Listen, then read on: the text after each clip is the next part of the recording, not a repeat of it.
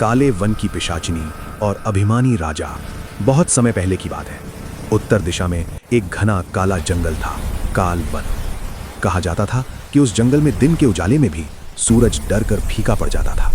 उसी जंगल के किनारे एक शक्तिशाली राजा राज करता था, राजा विक्रमसेन। वो पराक्रमी था, लेकिन उसके हृदय में करुणा नहीं, केवल अहंकार बसता था। राजा को विश्वास था कि उसकी तलवार और सेना से बड़ा इस संसार में कुछ भी नहीं। एक रात राजा ने घोषणा की, मैं काल वन को जीतूंगा। लोग कहते हैं वहां पिशाचिनी रहती है। मैं देखना चाहता हूं मृत्यु कैसी दिखती है। मंत्रियों ने रोका, साधुओं ने चेताया, पर अहंकार ने राजा के कान बंद कर दिए। जंगल के भीतर जैसे ही राजा अकेला जंगल में घुसा, हवा ठंडी हो गई। पेड़ों से अजीब सी फुसफुसाहट आने लगी।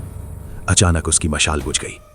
तभी अंधेरे से एक मधुर पर सिहरन भरी आवाज आई, राजन, इतने वर्षों बाद कोई स्वयं मृत्यु से मिलने आया है। धुएं के बीच से वो प्रकट हुई, पिशाचिनी। लंबे बिखरे केश, लाल चमकती आंखें और चेहरा आधा सुंदर आधा भयावह। पिशाचिनी का सत्य। राजा ने तलवार उठाई, लेकिन उसका हाथ कांपने लगा। पिशाचिनी हंसी, मैं कभी रानी थी राजन। तुम्हारे ही वंश के एक राजा ने मुझे धोखे से मार डाला।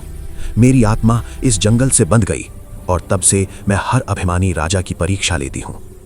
राजा पहली बार भय से झुका। पिशाचिनी बोली, यदि तुम सच में राजा हो तो तलवार नहीं, पश्चाताप दिखाओ। अहंकार का अंत। राजा विक्रमसेन घुटनों पर बैठ गया। उसने पहली बार अपने पाप स्वीकारे, निर्दोषों की हत्या, अन्याय, घमंड।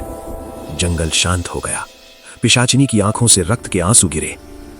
आज के बाद उसने कहा, यह जंगल तुम्हारा शत्रु नहीं रहेगा, पर याद रखना, जो राजा जनता का नहीं, वो जंगल का भी नहीं। धुआं छट गया। पिशाचिनी मुक्त हो चुकी थी।